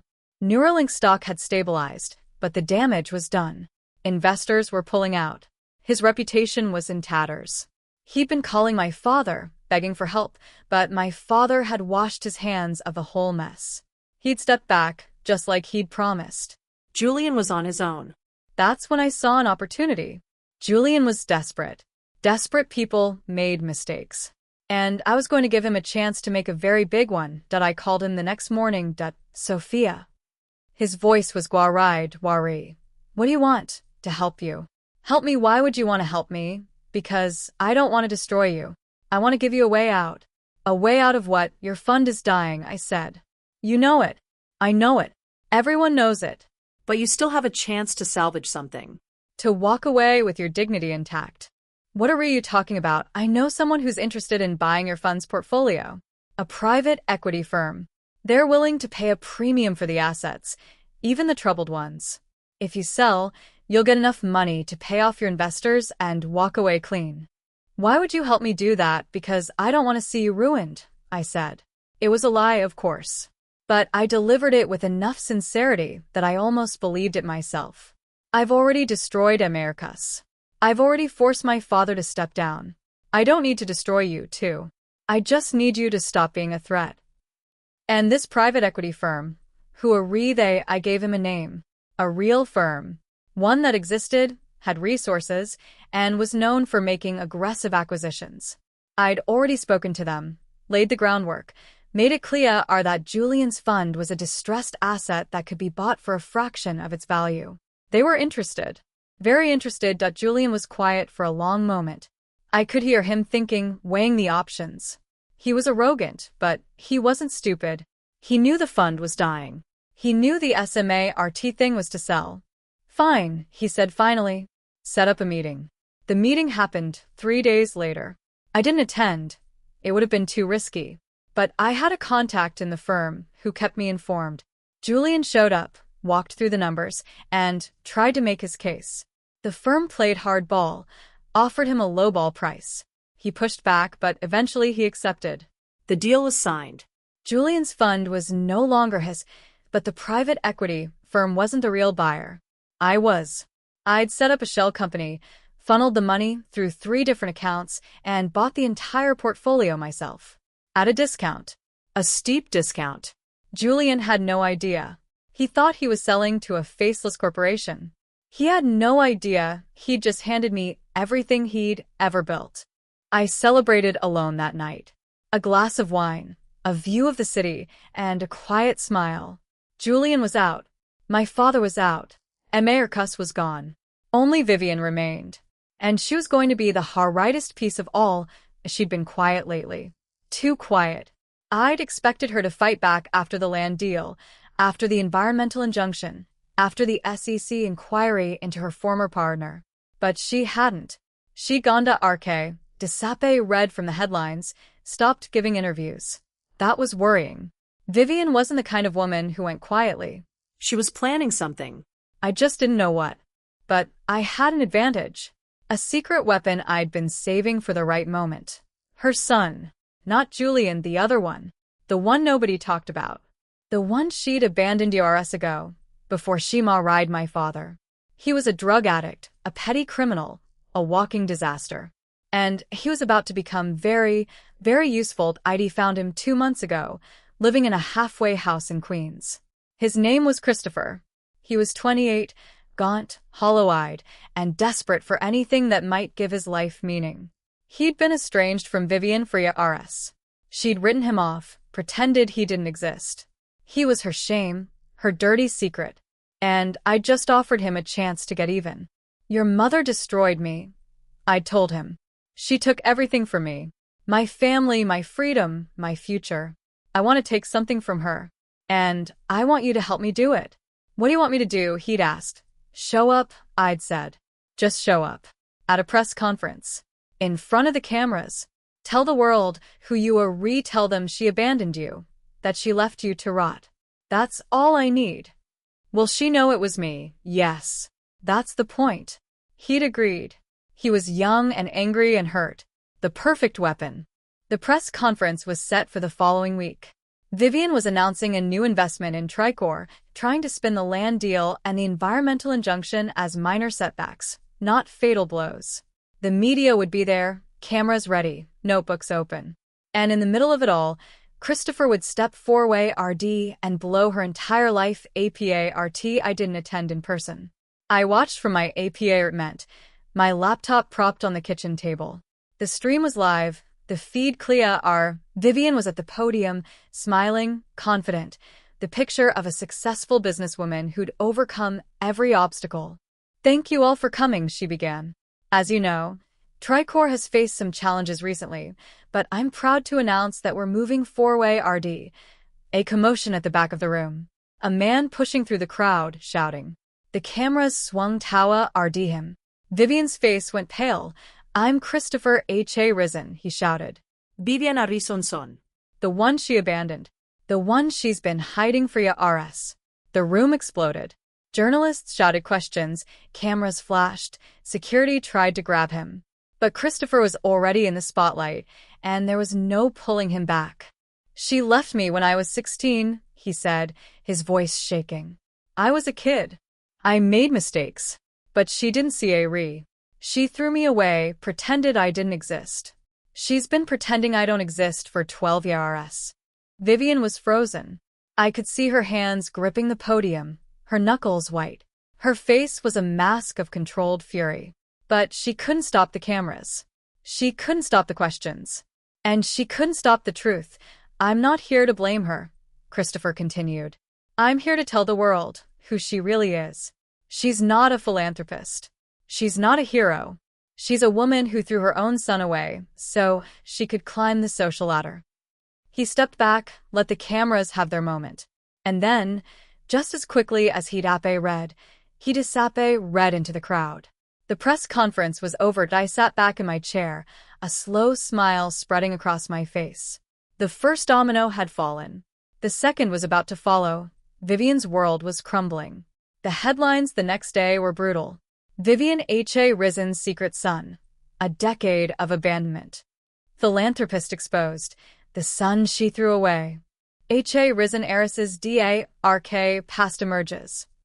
The phone calls STA route coming. Vultures circling, smelling blood. Investors pulling out, partners distancing themselves. The Tricor project was in Jeep righty. The environmental injunction was still in place. And now, her reputation was in tatters. But Vivian wasn't finished yet. She was a fighter, and she wasn't going to go down without a fight. That evening, my phone buzzed. A text from an unknown number. We need to talk. I know what you're doing. I know why you're doing it. And I don't want to fight you. I want to make a deal. I read at the screen for a long time. It was Vivian. It had to be. She was reaching out, trying to find a way out. But I wasn't interested in deals. I was interested in victory. Still, I replied. What kind of deal? Meet me tomorrow. No cameras, no lawyers, just us. I'll tell you everything you want to know. I thought about it. It was a trap. It had to be a trap. But I couldn't resist. The temptation was too great, where I typed the blue whale. The BA are on 52nd. 7 p.m. The blue whale was dimly lit, filled with the kind of people who didn't want to be seen. It was the perfect place for a secret meeting. I took a booth in the back, ordered a drink, and waited. Vivian arrived at exactly 7 p.m. She was wearing a simple black dress, no jewelry, no makeup. She looked smaller than I remembered, somehow less formidable. She slid into the booth across from me, her eyes scanning the room for anyone she knew. You orchestrated all of this, she said. The land deal, the environmental injunction, Christopher. Every piece of it. You're trying to destroy me. Yes, I said that. Why? Because I framed you, because I took your family away from you, because I made you look guilty for something you didn't do, all of the above. She leaned four-way RD, her eyes locked onto mine. And what if I told you I didn't frame you? What if I told you it wasn't my idea? I'd ask you whose idea it was. Your father's.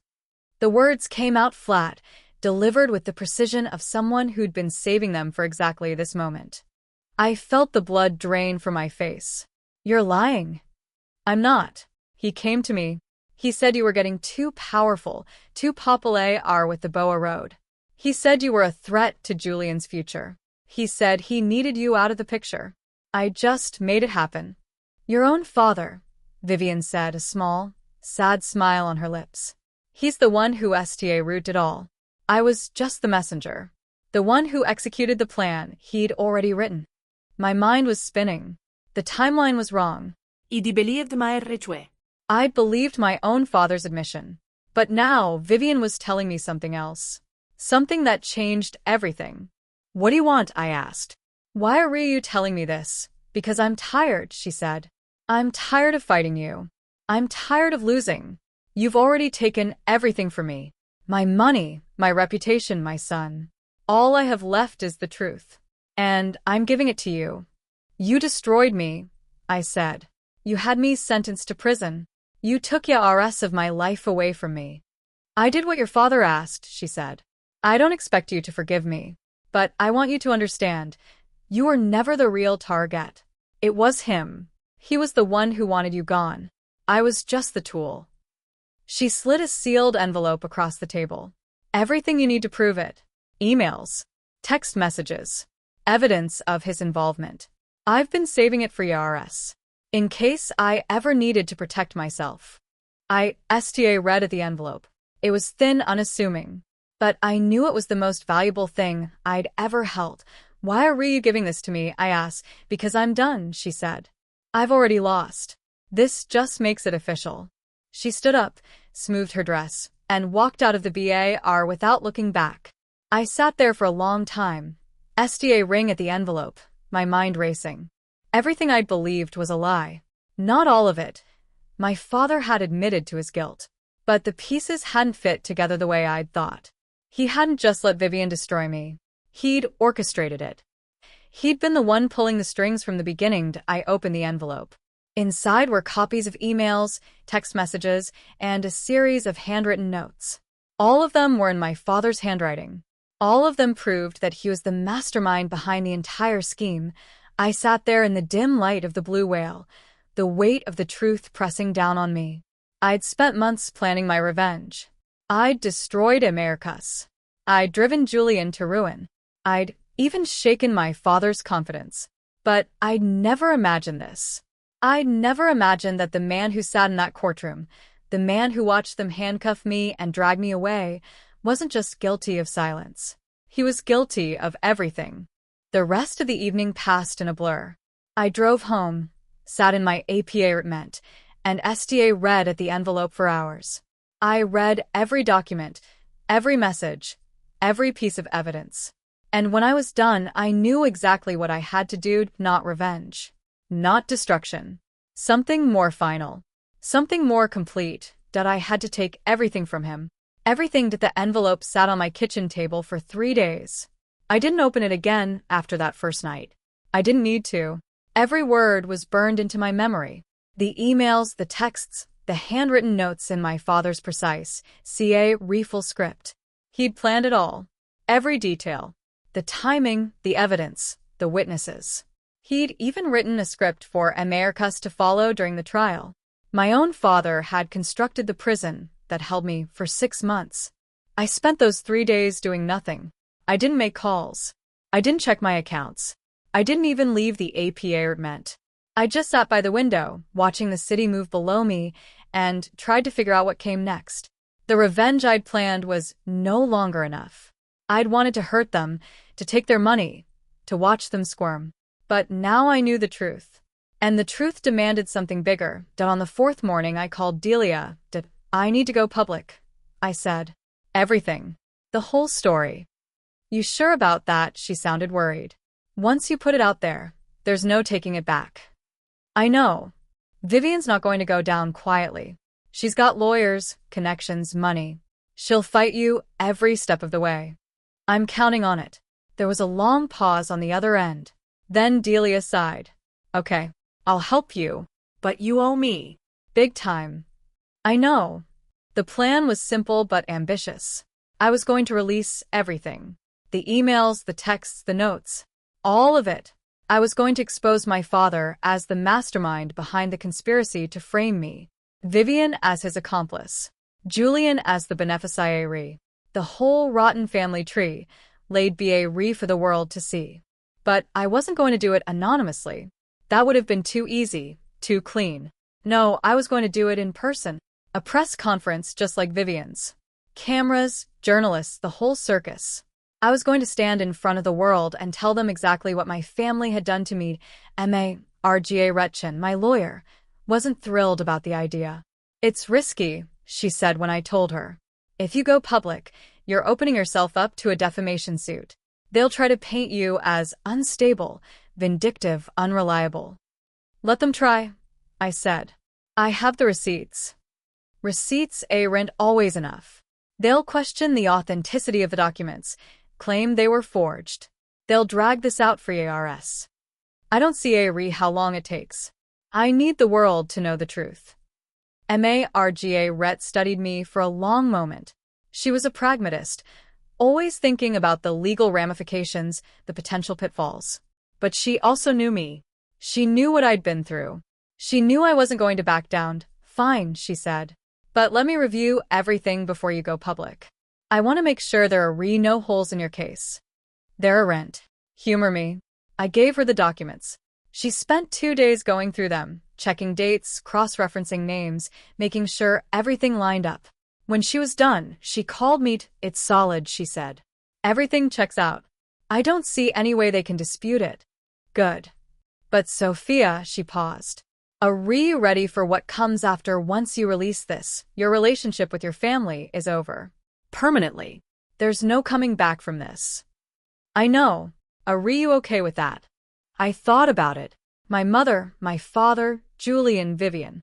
They'd all been part of my life, part of who I was. But they'd also been the ones who destroyed me. They'd taken everything from me and smiled while they did it. There was nothing left to salvage. I'm okay with it, I said. I've already lost them. This just makes it official. The press conference was set for the following week. I booked a room at a hotel downtown, one with enough space for 100 journalists. I sent out invitations to every major news outlet, every financial publication, every gossip column that had ever written about the Risen family. I didn't tell them what I was going to say. I just told them to come. The morning of the press conference, I woke up before dawn. I stood in front of the mirror, studying my reflection. The woman looking back at me was thinner, harder, older than the one who'd gone to prison. But she was also stronger, more certain, more dangerous. That I put on a simple navy suit. No jewelry, no makeup except a touch of lipstick.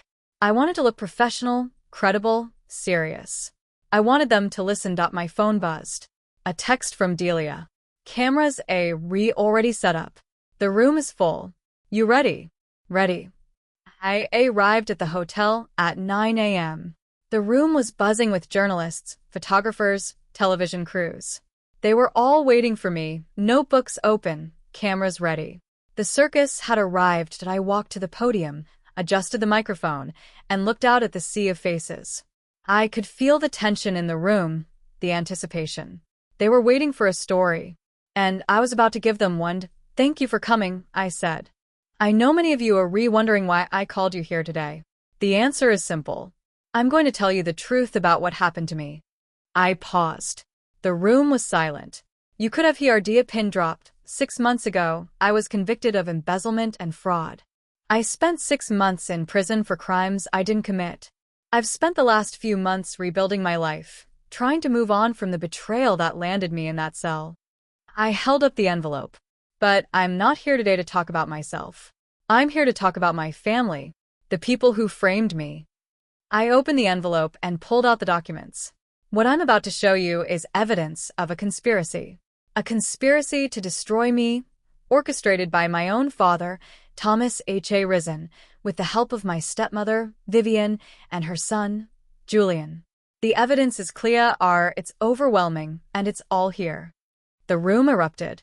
Journalists shouted questions, cameras flashed, reporters scrambled to get closer. I held up a hand, and the noise died down. I have copies of emails, text messages, and handwritten notes proving that my father was the architect of this conspiracy. He wanted me out of the way so that Julian could inherit the company. He used Vivian and America's Web to execute his plan. And he sat in that courtroom and watched me get sentenced to prison, knowing I was innocent. I looked directly at the cameras. I'm not here for revenge. I'm here for justice. My father has spent his entire life pretending to be a man of integrity. But the truth is, he's a liar, a manipulator, and a coward road. And I'm done keeping his secrets. The questions came thick and fast after that. I answered as many as I could, keeping my voice calm, my demeanor steady.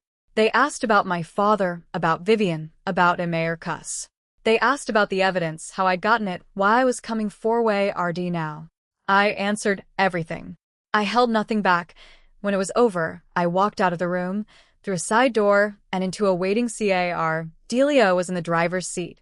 "How'd it go?" she asked. "I think I broke the internet." She laughed. "That's my girl. Now what?" "Now we wait."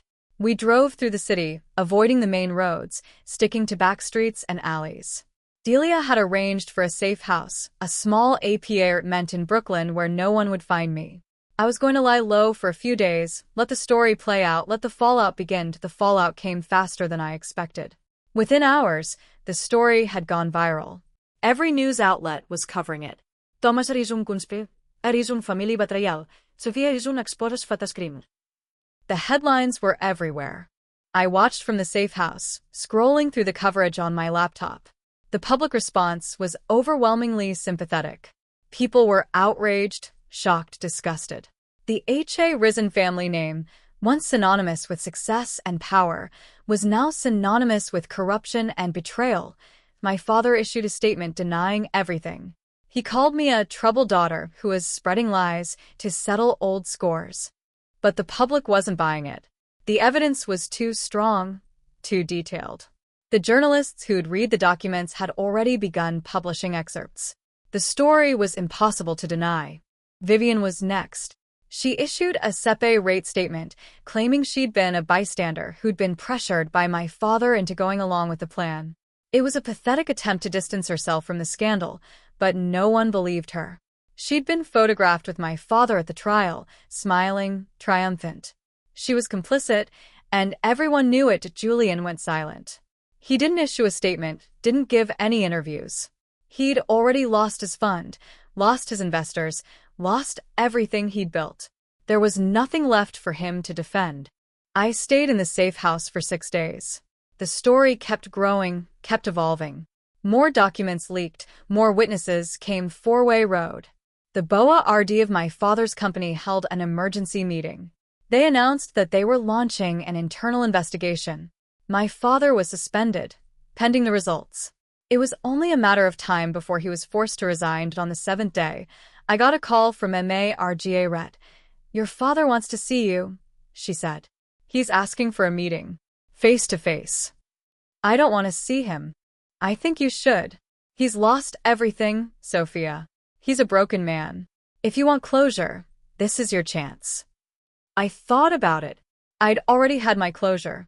I'd stood in front of the cameras and told the world what he'd done.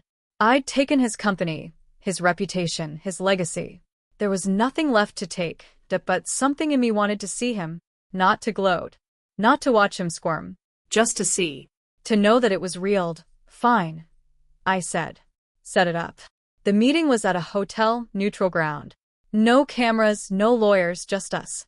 I arrived took a seat in the corner of the lobby, and waited. My father walked in 10 minutes later. He looked like a ghost. His suit was too big, his face was pale, his eyes were hollow. He was a shadow of the man who'd been in that courtroom.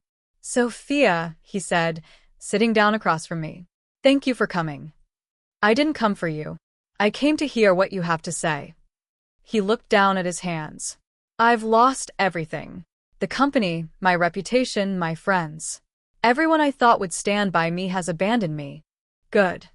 I know you don't feel sorry for me. I'm not asking you to. I just want you to know, I'm sorry. Not for getting caught. Not for losing everything. I'm sorry for what I did to you. For destroying your life. You destroyed my life to protect Julian. You said that yourself. I know. And I've spent every night since regretting it. I was wrong, Sophia. Not just about the plan, about everything. I convinced myself I was protecting the family, but I was really protecting myself. I was afraid of losing control. You lost control anyway. Yes, he said. I did. We sat there in silence for a long moment. The lobby was busy. People walking past us, voices and footsteps echoing off the marbly floors. But none of it seemed to reach us. What do you want from me? I asked. Nothing, he said. I don't want anything. I just wanted to tell you that I'm sorry. And I wanted to tell you, I'm proud of you. You were always stronger than I gave you credit for. You were always the one who was going to survive. Surviving isn't the same as living.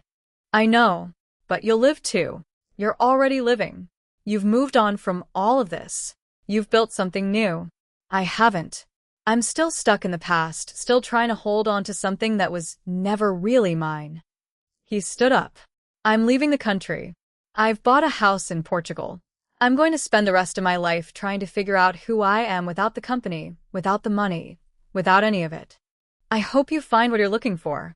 He nodded, turned, and walked away. I watched him go.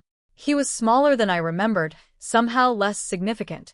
The weight of his actions had finally caught up with him, and I was okay with that. That evening, I went back to my apartment. It wasn't much, just a small space in Tribeca, furnished with second-hand furniture and a few personal items. But it was mine. And for the first time in months, I felt at peace that I sat on the couch, looked around the room, and let myself relax. The battle was over. I'd won. Not perfectly. There had been losses, mistakes, moments when I'd almost fallen apart. But I'd made it through, and I was still standing. The morning after my father left for Portugal, I woke up in my Tribeca apartment and realized something had changed. Not the room. Not the city outside my window. Something inside me.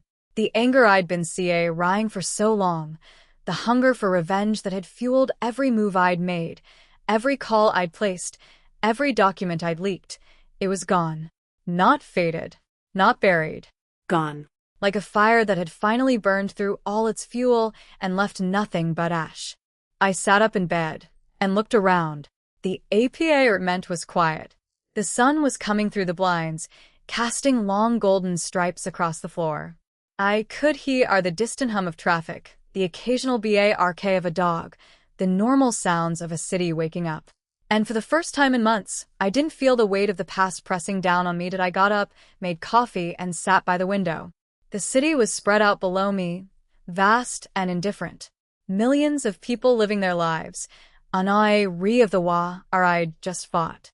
And in a way, that was liberating. I wasn't special. I wasn't a victim or a hero. I was just a woman who'd been wronged and had done something about it. My phone buzzed. Delia, you up? She asked. Yeah. Read the news yet? No. Check the financial section. You're going to want to see this.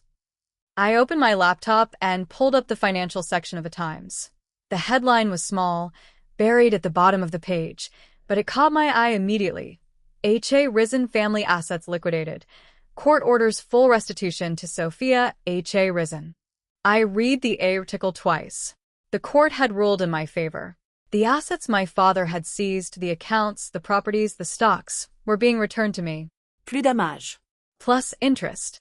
The judge had been scathing in her ruling, calling my father's actions a calculated and systematic campaign of abuse designed to destroy a family member for personal gain. I sat back in my chair, a smile spreading across my face. It wasn't the smile I'd given the judge in the courtroom. It wasn't the smile I'd given my father in the restaurant. It was something quieter, something softer, a smile of relief that I called Delia back. I saw it. Told you. So what now? I don't know, I said, and I meant it. For the first time in months, I didn't have a plan. I didn't have a target. I didn't have a list of enemies to destroy. The war was over, and I had no idea what came next. Maybe you should take a vacation, Delia said. Go somewhere and drink something with an umbrella in it. That sounds actually really nice. Good. You deserve it. Call me when you get back. I hung up, and STA read at the phone. A vacation. I hadn't taken a vacation in years. My life had been consumed by work, by family drama, by the slow-burning rage that had driven me through the past 6 months. I'd forgotten what it felt like to just stop it, but maybe that was exactly what I needed. I spent the next few days tying up loose ends. The shell companies were dissolved. The accounts were consolidated. The assets were transferred back into my name. Marga Red handled most of the paperwork, but I wanted to see it myself. I wanted to watch the numbers move, to see the zeros add up, to know that everything I'd lost was finally back where it belonged. The total was staggering. The land deal alone had netted me $20 million. The restitution from my father's estate added another 30, plus the interest, plus the damages, plus the investments I'd made while I was in prison. It was more money than I'd ever had, even before the trial. I was rich, independently, irrevocably, untouchably rich, but the money didn't matter as much as I'd thought it would. I'd spent months obsessed with taking everything from them, and now that I had it, I felt empty. Not in a bad way, just empty, like a balloon that had finally been deflated after years of being stretched too tight. I needed to do something with all of it, something that would make a difference. Something that would prove I was more than just the woman who destroyed her family. That's when I thought of Christopher. Vivian, the one she'd abandoned. He'd helped me at the press conference, and I'd promised him nothing in return. But maybe that was the start of something. Maybe I could give him the one thing Vivian never had, a second chance. That I called him the next day. Sophia, he said, sounding surprised. I wasn't expecting to hear from you. I know. I wanted to thank you for what you did at the press conference. I didn't do it for you. I did it for me. Either way, you helped me. And I want to help you. I heard him shift on the other end of the line. Help me how? I want to pay for your treatment. Rehab, therapy, whatever you need. I want to help you get your life back. There was a long pause. When he spoke again, his voice was rough. Why would you do that? Because I've seen what it's like to be thrown away by the people who are supposed to love you. And I don't think anyone deserves that. Another pause. Then, quietly, thank you. It was a small thing in the grand scheme of things. A few $1,000s, a few phone calls to the right people. But it felt bigger than that. It felt like the beginning of something new. The next week, I moved out of the Tribeca apartment. It had been a safe house, a hiding place, a fortress. But I didn't need to hide anymore. The battle was over. I'd won. And it was time to start living again. I found a new place in the village. A brownstone with a garden, a real kitchen, a window that let in the morning sun. It was smaller than the penthouse I'd once lived in, less flashy, less ostentatious. But it was mine. And it was home. I spent the first week unpacking, arranging furniture, making the space my own. I bought a new wardrobe, not because I needed one, but because it felt good to choose things for myself. No one else's taste, no one else's expectations. Just me. Penelope, my assistant, called me one afternoon. There's something I need to tell you, she said. I've been keeping track of some things. Your mother. My stomach tightened. What about her? She's been in touch with Vivian. She's been trying to broker some kind of deal. She's worried about losing everything. Has she lost everything? Not yet. But she's getting close. Vivian has been cutting her off slowly. I think your mother finally realizes she made a mistake. What do you think I should do? I think you should call her. Not to forgive her. Just to hear her out. I thought about it. My mother had betrayed me, lied to me, worked against me. She'd chosen Vivian over me, just like everyone else. But she was still my mother. And she was still the only one who'd ever shown me any kindness when I was growing up, even if she'd failed me in the end. I called her that evening. She answered on the first ring. Sophia, she said, her voice trembling. I didn't think you'd ever speak to me again. I didn't think I would either. But I'm willing to listen. I made a mistake, she said. A terrible mistake. I was afraid, and I let Vivian manipulate me. But I've realized now that she was never on my side. She was just using me. I know. I've lost so much, Sophia. The house, the money, the respect of everyone I know. And I know I don't deserve your sympathy. But I want to make it right. If I can. I took a deep breath. I don't need you to make it right. I need you to be honest. I need you to stop letting other people control you. If you can do that, we might have a chance. I can do that, she said. I promise. We talked for an hour. It wasn't easy. There was too much history, too many wounds. But it was a STA-RT. I hung up and sat in my garden, watching the sun set over the city. The sky was painted in shades of pink and orange, the buildings glowing in the fading light. It was beautiful. And for the first time in a long time, I felt like I was part of it. Not watching from the outside. Not hiding in the shadows. Just living. The call with my mother opened something in me. A door I'd kept closed for months. It wasn't forgiveness, exactly. It was more like acceptance. I accepted that she was weak. I accepted that she'd failed me. I accepted that she was trying, in her own flawed way, to make things right. And I decided to let her try. A few days later, I got a letter. It was from my father. He'd sent it from Portugal. The postmark smudged, the paper cheap and thin. I almost threw it away, but something made me open it. Dear Sophia, I'm writing this because I don't know how else to say what I need to say. That I've spent the last few months thinking about everything. The decisions I made, the people I hurt, the damage I caused. And I've come to the conclusion that there's no excuse for what I did. I can blame Vivian, I can blame the BOA RD, I can blame the pressure of running the company.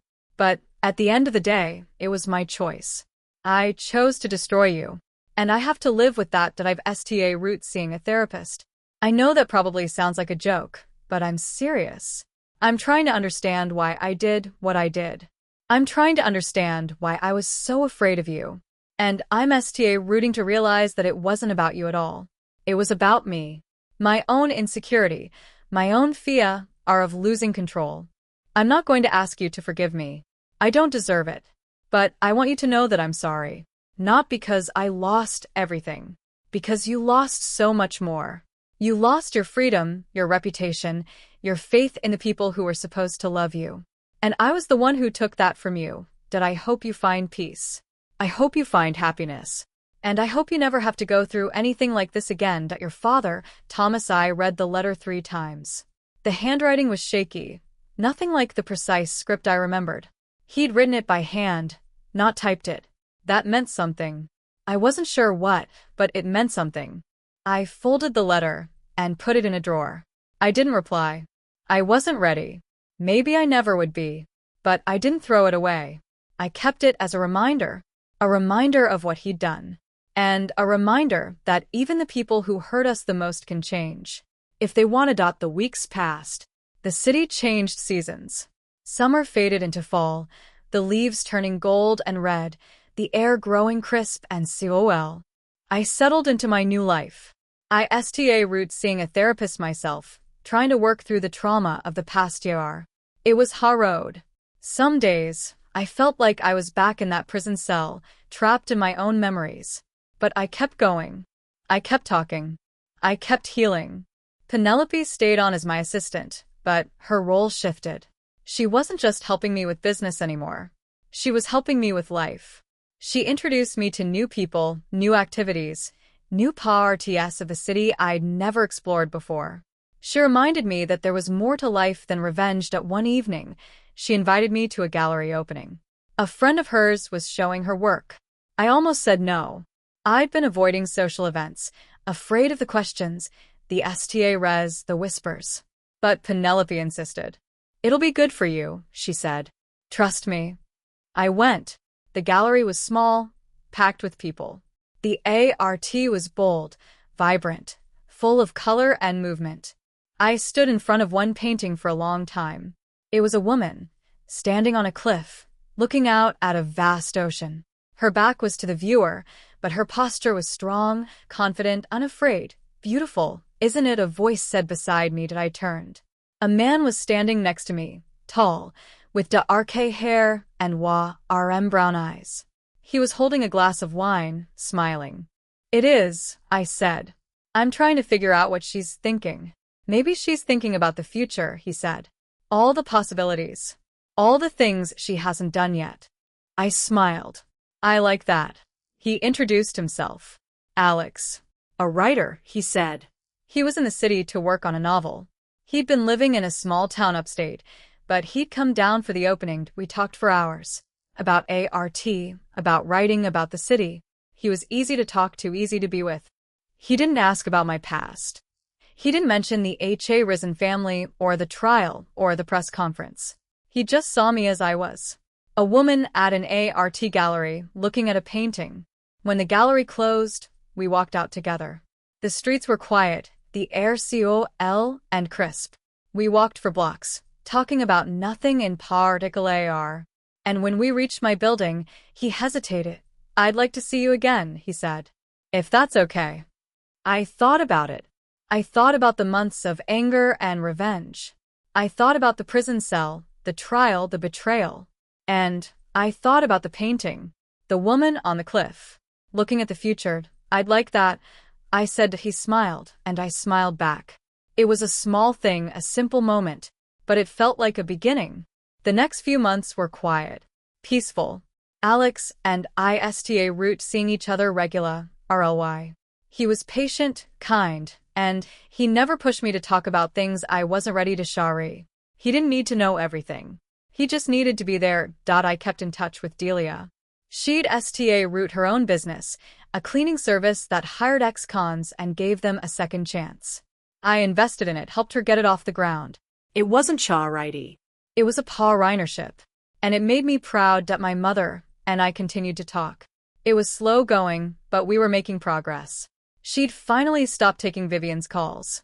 She'd moved into a smaller apartment, downsized her life, root volunteering at a local shelter. It wasn't much, but it was honest.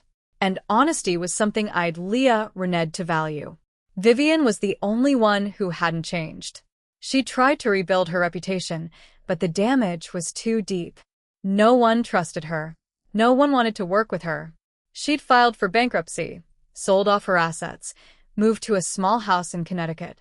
I didn't feel sorry for her, but I didn't gloat either. She'd made her choices, and she was living with the consequences. On the anniversary of my release from prison, I went back to the courthouse. It wasn't a pilgrimage. It wasn't a celebration. I just wanted to see it again, to remind myself of how I'd come. I stood on the steps where I'd been led away in handcuffs. I remembered the cold metal, the whispers, the cameras flashing.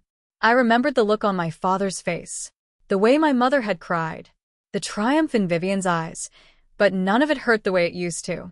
The memories were still there, still sharp, but they no longer defined me. I was more than the woman who'd been betrayed. I was more than the woman who'd taken revenge. I was just me, Sophia.